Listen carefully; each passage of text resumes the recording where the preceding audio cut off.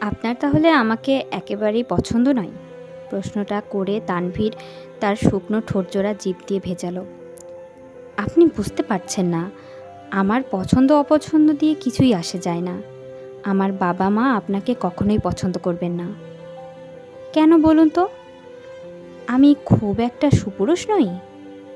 এ কারণ কি? ছি, কি যা তা বলছেন! আপনি তো বেশ লম্বা।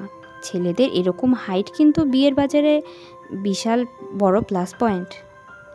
আর আমি নিজেই বা কি এমন অপসরি! এ কথায় তানভীর একটু কাঠ হাসল। নিজের প্রশংসা শুনতে চাইছেন? কোন মেয়ে নিজের প্রশংসা শুনতে চায় না বলুন? তবে এই মুহূর্তে আমি প্রশংসা শুনতে চাই না, কারণ আমি জানি প্রতিটি স্তুতিবাক্য একটু করে ভেজাল মেশানো থাকে, ন্যাকামো থাকে। আমি কোনো ভেজাল চাই না। এই মুহূর্তে আমার খাঁটি কথা শুনতে ইচ্ছা করছে। সত্যি করে বলুন তো, ঠিক কেন আপনি আমাকে বিয়ে করার জন্য এমন মরিয়া হয়ে উঠেছেন? তানভীর একটা গভীর প্রলম্বিত নিঃশ্বাস নিল। অন্যরকম গলায় বলল, আমি জানি না সকাল, আপনার মাঝে কি দেখেছি। শুধু এইটুকু বলবো, সেদিন আপনাদের বাড়ির ছাদের শেষ বিকেলের আলোয় আপনাকে যখন নিবিড় মনে বিড়বিড় করতে দেখলাম, মনে হলো যেন আপনার রূপ অপার্থিব। আপনি এই ধরার মানুষই নন। আপনার নিবাসস্থল এই জরাজীর্ণ পৃথিবী ছেড়ে দূরে, অনেক দূরে। তারপর একটা সময় আপনি যখন আকাশের দিকে চেয়ে হাসলেন, আপনার টোল পড়া হাসিটা আমার বুকের ভেতর একটা অদ্ভুত ঢেউ তুলল। তানভীর আরও কিছু বলতে চাচ্ছিল। সকালের খিলখিল হাসির শব্দে থমকে গেল ওর কথা। হাসছেন কেন? সস্তা প্রেমের উপন্যাসের ডায়লগ বলে মনে হচ্ছে আমার কথাগুলো? কিছুটা সস্তা মনে হচ্ছে বই কি, কিন্তু আমি হাসছি অন্য কারণে। কি কারণ? হাসছি কারণ আপনি তো আমার প্রেমে পড়েননি। সেদিন বিকেলে ছাদের উপর আমি ছিলাম না, ছিল হরিণডাঙ্গার রাজকন্যা। তানভীর ভ্যাবাচাকা খাওয়া গলায় বলল, কোন ডাঙ্গার রাজকন্যা? হরিণডাঙ্গা মানে কি? সকাল হাসে, খিলখিল করে গা দুলিয়ে, বেনুনি দুলিয়ে হাসে, বলে, মানে হলো সেই বসন্তী বিকেলে আপনি দেখেছেন হরিণডাঙ্গার রাজকন্যাকে। রাজকন্যার কিন্তু আগুনের ন্যায় রূপ, যে দেখে সে দেখিবার মাত্র ভস্ম হইয়া যায় সেই রূপের আগুনে। আপনি পাগল সকাল, আপনি একদম পাগল। কোনো রাজকন্যা টন্যা নয়, আমি আপনাকেই দেখেছি। সকাল, এই সকাল! ভাবন ঘরের দরজায় হানা পড়তে বোঝা চোখ দুটো আলতো করে মেলল সকাল। চাচি কৌতূহল নিয়ে চেয়ে আছেন তার মুখের দিকে। সে চোখ মেলে তাকাতেই বললেন, কাঁদছো কেন? সকাল নড়ে চড়ে বসল। টের পেল বন্ধ চোখের কোল ছাপিয়ে জলের একটা ধারা নেমে গেছে তার গলা পর্যন্ত। হকচকালো মেয়েটা। হকচকিয়ে হাতের উল্টো পাশ দিয়ে মুছে নিল সে অশ্রুধারা। আমি ঠিক আছি চাচি বলে গাড়ির জানালা দিয়ে বাইরে তাকাতেই চোখে পড়ল কালো সাইনবোর্ডে সাদা রং দিয়ে বড় বড় অক্ষরে লেখা, welcome to Virginia, Virginia is for lovers. শেষের বাক্যটা ঠোঁট নেড়ে উচ্চারণ করল সকাল, ভার্জিনিয়া ইজ ফর লাভার্স। বাহ! শুনে চাচি বললেন, হ্যাঁ, আমেরিকার প্রতিটা স্টেটের একটা স্লোগান থাকে, যেমন নিউ ইয়র্কে I love new York, new jersey liberty and prosperity. তোমার কেমন লাগছে সব? সকাল হা করে জানালার বাইরে দেখছিল। গ্রীষ্মের একটা বিশাল বড় দিনের দায়িত্ব শেষ করে ক্লান্ত সূর্য অস্তাচলে যাচ্ছে। গোটা আকাশ নানা রঙে সেজেছে। ধোয়া ধোয়া মেঘের গায়ে রূপালি, গোলাপি আর বেগুনি রঙের তুলির আঁচড়। পেলব পবিত্র আলোয় ছায়া স্নিগ্ধ গগনের বুকের ওপর একটা দুটো সাদা দাগ। মনে হচ্ছে যেন কেউ একজন আঙ্গুল দিয়ে ইচ্ছে মতন আঁকিবুকি করেছে। সকালের মনে হলো এত বিস্তৃত পরিষ্কার আকাশ সে এর আগে কোনো দিন দেখেনি। চাচির শেষ প্রশ্নটি তার কর্ণকুহরে প্রবেশ করল না। সে ভাবালু গলায় বলল, ওই দাগটা কিসের আকাশের গায়ে? চাচি বললেন, ওই জায়গাটা দিয়ে একটু আগে উড়োজাহাজ উড়ে গেছে, উড়ে যাওয়ায় জাহাজের ধোঁয়া এগুলো। সকাল আনমনেই বলল, ও তাই বলুন। গাড়ির সামনের সিট থেকে রহমান চাচা ঘাড় ঘুরিয়ে প্রশ্ন করলেন, আমেরিকা কেমন লাগছে সকাল? সকাল এই প্রশ্নের উত্তরে কি বলবে খুঁজে পেল না। এয়ারপোর্ট থেকে বেরোনো মাত্রই এই গাড়ির যন্ত্রের মতো ঢুকে পড়েছে। আমেরিকা দেখার সুযোগ পেল কই? গাড়িতে উঠে একটু থিতো হয়ে বসতে না বসতেই দেশের কথা মনে পড়ল। দেশ ছেড়ে, বাবা মাকে ছেড়ে এই প্রথম তার এত দূর আসা। তার নিজের ছোট্ট সুন্দর দেশটা রয়ে গেছে পৃথিবীর অন্য গোলার্ধে। ভাবতেই কেমন গা ছমছম করে উঠল তার। বুকের ভেতর ঘনিয়ে আসলো এক তীব্র ব্যথা। কান্নার একটা ডেলা এসে আটকে গেল গলায়। চোখ বুজে মায়ের কথা ভাবার চেষ্টা করলো, কিন্তু চোখ বন্ধ করতেই মায়ের মুখের বদলে চোখের সামনে ভেসে উঠল তানভীরের মুখ। তারপর মনে পড়ল তানভীরের সাথে সেদিনকার কথোপকথন। মানুষের মন বড় আশ্চর্য বস্তু। নিজের দেশ ছেড়ে এই এত দূরে পাড়ি দেওয়ার পর সববার প্রথমে কিনা তার এমন একজন মানুষের কথা মনে পড়ল, যে মানুষটার জন্য তার মনের ভিতরে এক রত্তীয় স্থান কোনোদিন ছিল না। কথা ঠিক, তানভীর ভীষণভাবে প্রেমে পড়েছিল সকালের। মাঝে কিছুদিন সকালও চেষ্টা করেছিল তানভীরের প্রেমে পড়ার। তানভীরের সাক্ষাতে গলার স্বরে কখনোই তার বুকের ভেতর ঢঙ্কা বাজেনি, নিঃশ্বাস ভারী হয়নি। ইস, সকাল বড্ড বেশি ভাবে, বড় বেশি আনমনা আর বেখেয়ালি একটা মেয়ে সে। চাচা প্রশ্ন করে তার মুখের দিকে উন্মুখ হয়ে চেয়ে আছেন উত্তরের আশায়, আর সে কিনা আকাশ পাতাল ভেবে যাচ্ছে। এই তো চাচা, ভালোই, শুকনো গলায় উত্তর দিল সকাল। চোখ ঘোরালো, আটকে গেল গাড়ির ব্যাক মিররে। চালকের চোখ দুটো গ্লাসের ভেতর দিয়ে বড় শান্তভাবে দেখছে তাকে। দুজোড়া চোখ কয়েক সেকেন্ডের জন্য আটকে গেল একে অপরের সাথে। এই প্রথম হলো শুভদৃষ্টি। সকাল একটু নার্ভাস। চালককে বিচলিত দেখালো না। স্মার্ট ভঙ্গিতে চোখ সরিয়ে নিতে দেখা গেল খানিক বাদে। না, কই, ডঙ্কাটা তো বাজলো না। বুক উদ্বেল হলো না। সকালের হবে না, এ জীবনে বোধহয় হবেই না। একটা দীর্ঘশ্বাস বেরিয়ে এলো বুক থেকে অজান্তেই। দূর পাহাড়ের মাথায় দাঁড়িয়ে আছে একটা সুউচ্চ প্রাসাদ। বর্ণ লতাপাতাগুলোতে ছাওয়া সেই প্রাসাদে এই হরিণডাঙ্গার রাজকন্যার বাস। অশ্বারোহণ করে মৃগায় যাচ্ছেন রাজা। মহারাজার সঙ্গী হিসাবে শেহজাদি সকালও আছেন। দলে দলে অশ্বারোহীরা খুরের শব্দ তুলে ধুলো উড়িয়ে নেমে আসছে পাহাড় থেকে। রাজকন্যা সকাল বসেছেন হাতির পিঠে। তাকে ঘিরে রেখেছে শত শত সৈন্য আর দাসদাসী। কদিন হলো তিনি তীর ছোড়ার দীক্ষা নেওয়া শুরু করেছেন। আজই তার জীবনের প্রথম মৃগয়া গমন।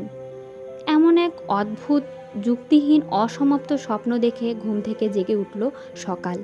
এসব স্বপ্ন অবশ্য সে প্রায়ই দেখে, দেখবেই বা না কেন। আর জন্মে সে ওই প্রাসাদেরই বাসিন্দা ছিল। সে ছিল হরিণডাঙ্গার রাজকন্যা। তাই হরিণডাঙ্গার স্মৃতি তার পিছু ছাড়ে না। লোকে বিশ্বাস করে না, বাবা মাও বিশ্বাস করে না। না করলেই বা কি, সকালের কিছু আসে যায় না। এই বাস্তব রুক্ষ এবড়োখেবড়ো জীবন ছেড়ে হঠাৎ দূরের দেশে রাজকন্যা হয়ে যেতে তার বেশ ভালোই লাগে। চোখ মেলার সাথে সাথে মাথার ভেতরটা ফাঁকা লাগলো তার। অন্ধকার ঘরের সিলিংয়ের দিকে তাকিয়ে অনেকক্ষণ বুঝতে পারল না সে কোথায় আছে। ধীরে ধীরে মনে পড়ল, একটু একটু করে শূন্য মস্তিষ্ক ভরে গেল নানাবিধ ঘটনা আর স্মৃতিতে। মনে পড়ল সে এখন অন্য এক পৃথিবীতে, পৃথিবীর ঠিক উল্টো পাশটায়। সে তার মা বাবা আর প্রিয় দেশটাকে ফেলে এসেছে। গায়ের ওপরে চাদরটা হাত দিয়ে পাশে ঠেলে রেখে উঠে বসল সে। ঘরটা একদম ঘুটঘুটে অন্ধকার। কাল রাতে এই বাড়িতে পৌঁছানোর মাত্রই ক্লান্তিটা টের পেয়েছিল সে। হাত পা অসাড়, চোখ জোড়া টেনে খুলে রাখা দায়। জীবনে এই প্রথম এত দীর্ঘ যাত্রার অভিজ্ঞতা হলো তার। প্রায় 23 ঘন্টার জার্নি। ঘন্টার পর ঘন্টা প্লেনের ভেতর চেয়ারের ওপর আঁটোসাঁটো হয়ে বসে থাকা। পা মেলে আরাম করে বসার পর্যন্ত উপায় নেই। তার উপর এসির বাতাসে হাত পা জমে বরফ হিম হয়ে যাওয়ার জোগাড়। এক একটা ঘন্টাকে যেন এক যুগ মনে হচ্ছিল। ছি, এমনি করে মানুষ কি করে আসা যাওয়া করে পৃথিবীর এক প্রান্ত থেকে আর এক প্রান্তে। বাড়ি পৌঁছানোর পর সকালকে দেখতে লাগছিল একদম পাগলের মতো। নিজের এই কুৎসিত দশার জন্য ভারী লজ্জা লাগছিল তার। তবুও ওই ছেলেটা বড় বড় চোখ মেলে তাকিয়ে তাকিয়ে দেখছিল তাকে, যেন এক নজরেই সবটা পরখ করে নিতে চাইছে সে। বুঝতে চাইছে দেশ থেকে কেমনতর চিড়িয়া ধরে নিয়ে এসেছে তার বাবা মা তার গলায় ঝোলানোর জন্য। বাড়িতে ঢুকেই বিশাল বসার ঘর, সিলিং থেকে ঝোলানো বড়সড় ঝাড়বাতি, 3 সেট সোফা এঁটে গেছে অনায়াসে। পূর্ব দিকের দেয়ালে একটা ইলেকট্রনিক অগ্নিচুল্লি। এই অগ্নিচুল্লিতে আগুন দিতে হয় না, বৈদ্যুতিক তারের সংযোগে আপনা আপনি আগুন জ্বলবে। ডাইনিং রুমে বামপাশ ঘেঁষেই উঠে গেছে দোতলা সিঁড়ি। ক্লান্তিতে সকাল চোখ মুখে অন্ধকার দেখছিল। রহমান চাচির বুঝি দয়া হলো একটু সকালকে দেখে। তিনি বললেন, সকাল মা, খুব টায়ার্ড দেখাচ্ছে তোমাকে, এসো তোমার ঘরটা দেখিয়ে দিই। সকাল হাঁপ ছাড়ল। দোতলার একটা কোণার ঘরে তাকে নিয়ে আসা হলো। ছোট্ট একটা সাজানো গোছানো ঘর, পার্ট করে বিছানা করা। ওই বিছানা দেখেই সমস্ত দুনিয়া ছেড়ে ছুড়ে ছুটে যেতে ইচ্ছে হয়। তার উপর সকালের ক্লান্তির শরীরও আছে এখন অন্য টাইম জোনে, অর্থাৎ নিজের দেশে এখন সব ঘুমিয়ে কাদা। সকালের আর 1 মিনিট দেরি সইল না। চাচি চলে যেতেই বিছানায় গড়িয়ে পড়ল সে। মোবাইলের টর্চ লাইট জ্বালালো সকাল। এই আলোতে হাতড়ে হাতড়ে ওয়ালে খোঁজার চেষ্টা করতে লাগলো লাইটের সুইচ, কিন্তু খুঁজে পেল না। ঘরের একটা কোণে বিশাল লম্বা ল্যাম্পশেড আছে, সেটা জ্বালানোর বৃথা চেষ্টা করলো, জ্বলল না। এ কেমন অন্ধকার গুহার মতো ঘরে নিয়ে আসা হয়েছে তাকে। এখন কি হবে? এই মাঝরাতে নিশ্চয়ই কেউ জেগে বসে নেই তার জন্য। সকাল মোবাইলের আলো ফেলে বাথরুমের দরজা খোঁজার চেষ্টা করলো, পাওয়া গেল। এবং আরেকটু চেষ্টা করতে বাথরুমের বাতিও জ্বালানো গেল। আয়নায় নিজের মুখ দেখল সকাল। অনেকক্ষণ বাদে চোখের কোলে কাজল লেপটে ডাইনির মতো দেখাচ্ছে, ঠোঁট দুটো শুকনো, চুল পাগলের মতো। নিজের চেহারাটা দেখে নিজেরই রাগ হয়ে গেল। এমনিতে লোকে তাকে সুন্দরী বলে, বাঙালি মেয়ে হিসেবে তার উচ্চতা ভালো, গায়ের রং ফর্সা, নাক খুব একটা তীক্ষ্ণ নয়, ঠোঁট জোড়া পুরন্ত।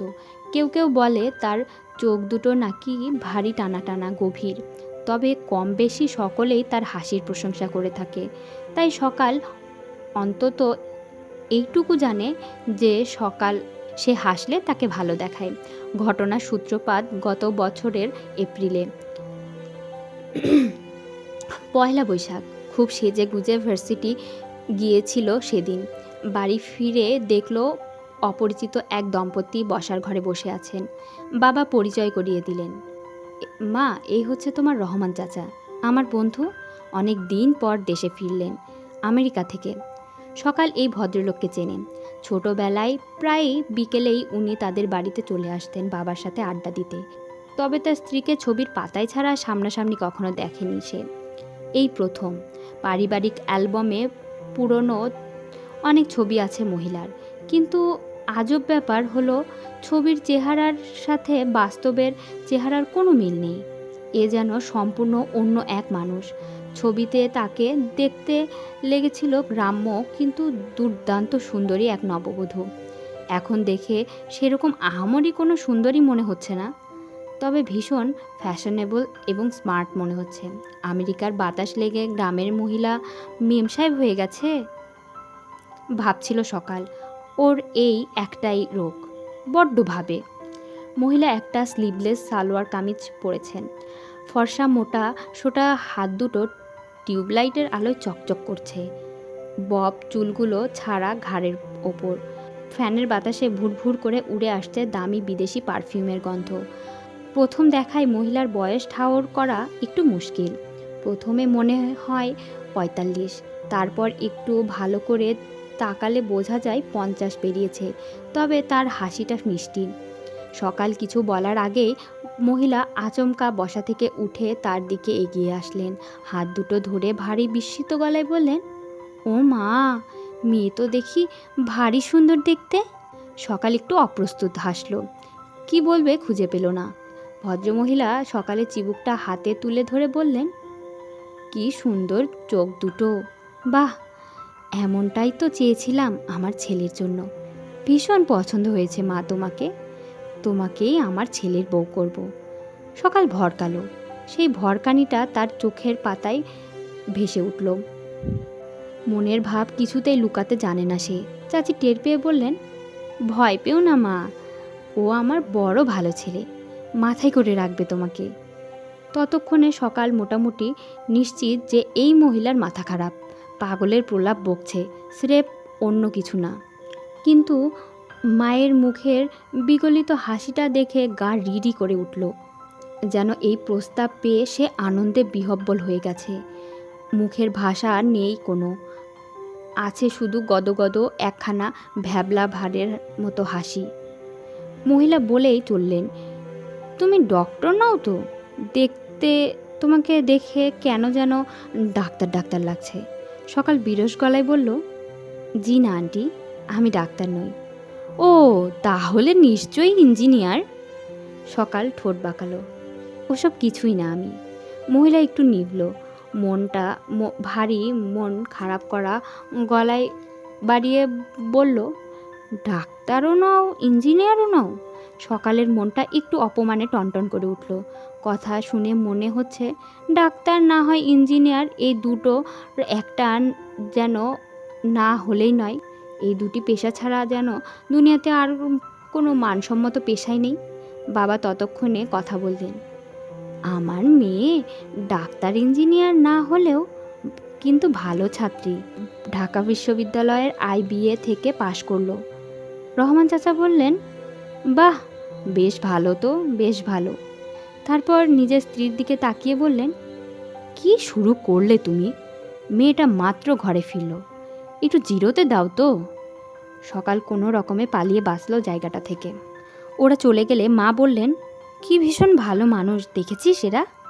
সকাল মুখ গোজ করে রইল, কোনো উত্তর দিল না। কি কথা বলছিস না কেন? প্রস্তাবটা কেমন? এবার ফেটে পড়ল সকাল, তোমাদের কি মাথা খারাপ হয়ে গেছে? ওই পাগল মহিলার বাড়ির ছেলের বউ হব আমি? তোমাদের কি বিবেক বলতে কিছুই নেই? বাবা বললেন, আরে মা, ওরা কিন্তু খুব ভালো মানুষ।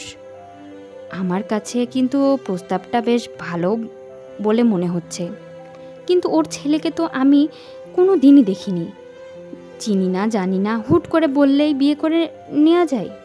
তোর যদি নিজের কোনো পছন্দ থাকে তাহলে তো একটা চান্স নিয়ে দেখাই যায়, তাই না? আর যদি বলিস তোর পছন্দ আছে, তুই মনে মনে অন্য কাউকে মনোনীত করে রেখেছিস, তাহলে অন্য কথা। সকালের সেই মুহূর্তে এত আফসোস হলো যে বলার মতো না। কেন সে জীবনে একটা প্রেম করতে পারল না? তার ভেতরটা এতটা তরঙ্গহীন, নিথর আর প্রেমহীন হলো কেন কে জানে। এই তানভীরকে ভালোবাসলেও তো পারতো, তাহলে অন্তত আজ বাবার মুখের ওপর বুক ফুলিয়ে বলতে পারতো, আমি এ বিয়ে করতে পারবো না বাবা, আমি অন্য কাউকে ভালোবাসি। সকাল বলল, কেন আমি যাব? ওদের ছেলেকে আসতে বলো, তোমরা নিজের দেশে নিজে এসে ঘুরে যাক, আমি কেন যাব? কিছুতেই যাব না। বাবা বললেন, ও মা, এ কেমন কথা? ভিসার জন্য ট্রাই করে দেখ অন্তত। ভিসা হয়ে গেলে নতুন একটা দেশ থেকে বেরিয়ে আসলি, অভিজ্ঞতার ঝুলিটা ভারী হলো। ওদের ছেলেকে বিয়ে করতে হবে এমন কোনো কথা নেই, এতে লাভ ছাড়া ক্ষতি কী হবে তা তো আমি বুঝছি না। এছাড়া তোর এমনিতে দেশের বাইরে পড়াশোনা করতে যাওয়ার ইচ্ছা ছিল, গিয়ে দেখ, হয়তো কিছু একটা হিললে হলেও হতে পারে। এমন নানা রকম বাকবিতণ্ডার পর একটু বুঝি নরম হলো সকালের মনটা। সে জানে তার বাবা মা মন মানসিকতা যথেষ্ট আধুনিক। পাত্র পছন্দ না হলে তারা কখনোই জোর করে সেই পাত্রের সাথে তাকে বিয়ে দেবে না। বাবা মায়ের কাছে তার পছন্দ অপছন্দের দাম আছে। এমতো অবস্থায় আমেরিকা থেকে ঘুরে আসার সুযোগটা হাতছাড়া করা বুদ্ধিমানের কাজ হবে বলে মনে হলো না সকালের কাছে। অবশ্য আমেরিকা যে তার কাছে দিল্লিকা লাড্ডু তা নয়, তার আত্মীয় স্বজন বন্ধু বান্ধব অনেকেই সপরিবারে বসবাস করছে সেখানে। সবচেয়ে কাছের বান্ধবী নাবিলা গত বছর স্কলারশিপ নিয়ে পাড়ি জমিয়েছে মার্কিন মুলুকে। দেশের বাইরে গিয়ে পড়ালেখা করা আজকাল ফ্যাশন হয়ে গেছে। ঢাকা শহরের নামকরা প্রতিষ্ঠানগুলো মুখিয়ে থাকে বিদেশি ডিগ্রিধারী ছেলে মেয়েকে চাকরি দেওয়ার জন্য। সকালেরও মনে মনে একটা পরিকল্পনা ছিল উচ্চশিক্ষার জন্য পশ্চিমা দেশগুলোর যে কোনো একটাতে পাড়ি জমাবে। নাবিলার যাবার পর ইচ্ছেটা আরও বেশি জোরদার হয়েছে। আর সবচেয়ে বড় কথা, নাবিলা এখন আছে ভার্জিনিয়াতে, যেখানে বাবার বাল্যকালের বন্ধুর বাসস্থল। অতএব আটলান্টিকের ওপারে যাওয়ার নিমন্ত্রণটা প্রত্যাখ্যান করা আর কোনো জুৎসই কারণ খুঁজে পেল না সকাল। ব্যাগ থেকে ফেস ওয়াশ বের করে মুখ ধুয়ে নিল সে, চুল আঁচড়ে জামা পাল্টালো। তারপর আবিষ্কার করলো তার বড্ড খিদে পেয়েছে। অনেকক্ষণ পেটে কিছু পড়েনি। আজ ডিনারও স্কিপ করেছে সে। মোবাইল ঘড়িতে দেখলো রাত 1টা বাজে, কিন্তু এই ঘড়ির সাথে দেহের ঘড়ির এখন কোনো মিল নেই। দেহ চলছে বাংলাদেশের ঘড়ি অনুযায়ী। আরও কয়েকদিন এভাবেই চলবে জানে সকাল। বেডরুমের দরজা খুলে বের হয়ে আসলো সে। ভারী সংকোচ লাগছিল তার। সম্পূর্ণ অচেনা একটা বাড়িতে মাঝরাত্রিরে খাবারের সন্ধানে ফকিরের মতো ঘুরে বেড়াচ্ছে, এমন দিনও লেখা ছিল কপালে। তার ঘরের সামনে ছোট্ট একটা করিডোরের ওপর লিভিং রুমে টিভি চলছে, টিভির আওয়াজ পাওয়া যাচ্ছে। ঘরে এসে দেখা গেল সোফার ওপর একটা 18 কি 19 বছরের মেয়ে পা তুলে বসে আছে, হাতে রিমোট। মেয়েটির পরনে কালো শর্টস, পা তুলে বসায় ফর্সা উরুর অনেকখানি দেখা যাচ্ছে। চোখ পড়া মাত্র সকালের বাঙালি মনে একটু অস্বস্তি এসে ভর করলো। চোখ সরিয়ে নিল সে।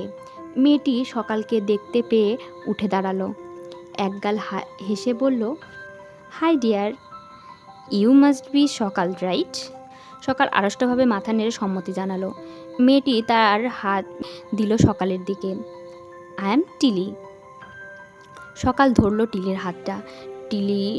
টিলি বলেই চলল, you know, I heard a lot about you. You are more beautiful than your picture. Sakal হেসে বলল, থ্যাংক ইউ। এরপর কি বলবে খুঁজে পাচ্ছিল না। খিদের চোটে মনে হচ্ছিল পেটের ভেতর যুদ্ধ চলছে। টিলির কাছে কিছু খাবার চাইবে কি? টিলির ইংরেজিটা খুব বেশি দ্রুত। কথা শুনলে বোঝা যায় এই মেয়ের বেড়ে ওঠা এখানেই। কে জানে, হয়তো বাংলা বলতে পারে না। ঠিক সেই সময় লিভিং রুমের পাশে লাগানো একটা দরজা খুলে গেল। দরজা দিয়ে বেরিয়ে আসলো গাড়ির চালানো সেই ছেলেটি। এর ছবি দেখেছে সকাল আগে, মা দেখিয়েছেন। এবার ভালো করে চেয়ে দেখল সকাল। লম্বায় 5 ফুট 8-এর বেশি হবে না। মায়ের গায়ের রংটাই পেয়েছে, বেশ ফর্সা। মুখটাই একটু ছেলে মানুষই ভাব আছে এখনও। ক্লিন শেভ করা, চুল পার্ট করে আঁচড়ানো, বেশ পরিচ্ছন্ন ভাব। পরনে ট্রাউজার আর টি শার্ট।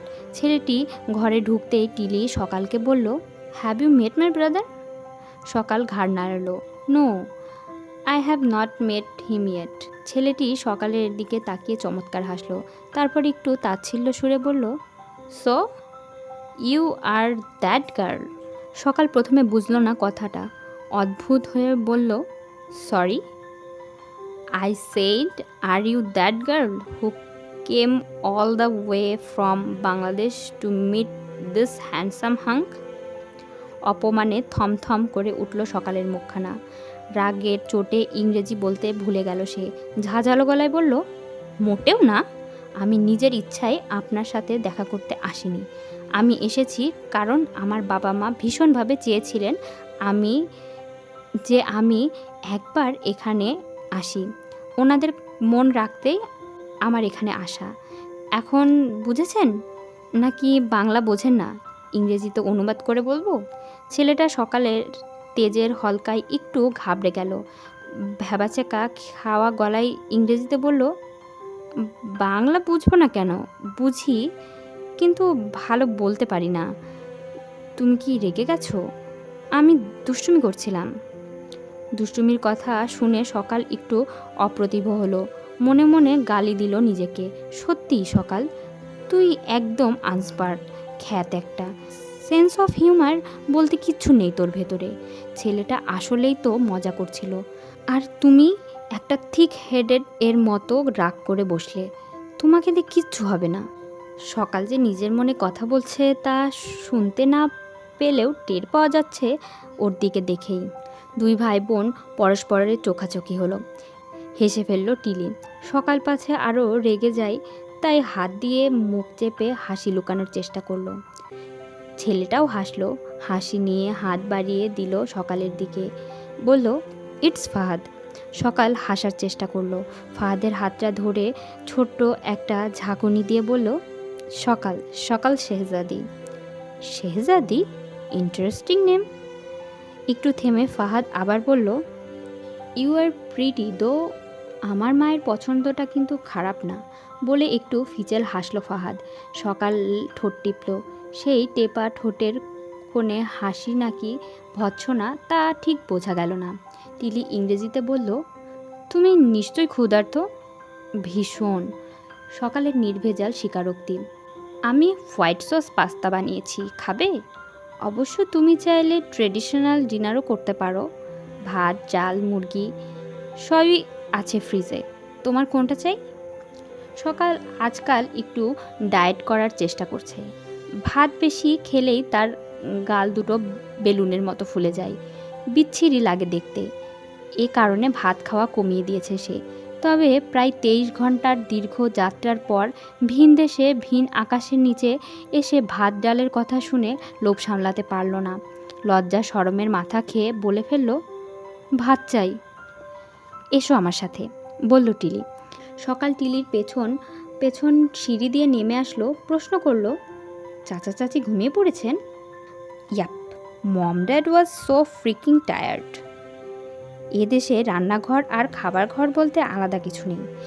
যেখানে রান্না হয় সেখানে পাট চুকানো হয়। দেখা গেল রান্নাঘরটা আয়তনে মাঝারি। Micro oven, fridge, dining table সবই আছে, কিন্তু গ্যাসের চুলার বদলে ইলেকট্রিক চুলা। 4টা গোল গোল ইলেকট্রিক প্লেট বসানো। চুলার নিচে একটা বড় ওভেন আছে। বাসনকোসন ধোয়ার একটা সিঙ্ক আছে। সিঙ্কের নিচে আছে ডিশওয়াশার। রান্নাঘরের একপাশে ছোট্ট করে ওয়াশিং মেশিন, ড্রায়ার এসব রাখা। টিলি ফ্রিজ থেকে খাবারের বক্স বের করে একে একে মাইক্রো ওভেনে দিতে লাগলো। সকাল বসলো ডাইনিং টেবিলের একটা চেয়ারে। ফাহাদ সকালকে বলল, আমি কিন্তু খুব ভালো কফি বানাই, ট্রাই করবে নাকি? তোমার কি ধরনের কফি পছন্দ? ব্ল্যাক, ক্যাপাচিনো নাকি রেগুলার? হ্যাঁ ভাই, এদের ইংরেজিটা বড্ড বেশি দ্রুত। প্রতিটা কথা কান খাড়া রেখে শুনতে হচ্ছে, বুঝতে কষ্ট হচ্ছে। সকাল পানসে গলায় বলল, আমি কফি খাই না। সিরিয়াসলি? ফাহাদ বেশ অবাক, যেন কফি না খাওয়ার মতো আশ্চর্য ঘটনা পৃথিবীতে আর দ্বিতীয়টি নেই। সিরিয়াসলি কফি পছন্দ নয় আমার, তবে চায়ের নেশা আছে। ফাহাদ ঠোঁট উল্টালো। কফি বানানোর প্রস্তুতিতে ভাটা পড়ায় সে যেন একটু বিমর্ষ হলো, কিন্তু মুহূর্তের বিমর্ষ ভাবটা কাটিয়ে ফেলল সে।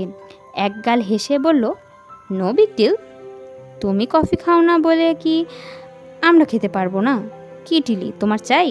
টিলি ঘাড় নেড়ে সম্মতি জানালো, হ্যাঁ তার চাই।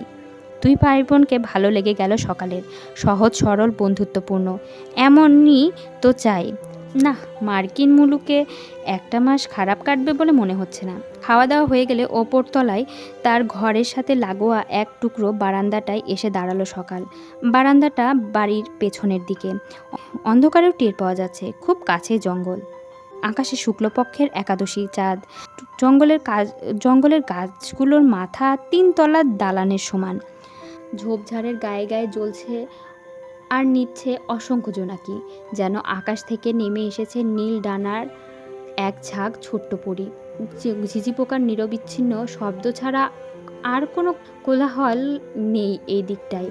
হঠাৎ রাত্রিকালীন গা ছমছমে নিঃশব্দ ভেদ করে কানে এসে লাগলো একটা করুণ সুর।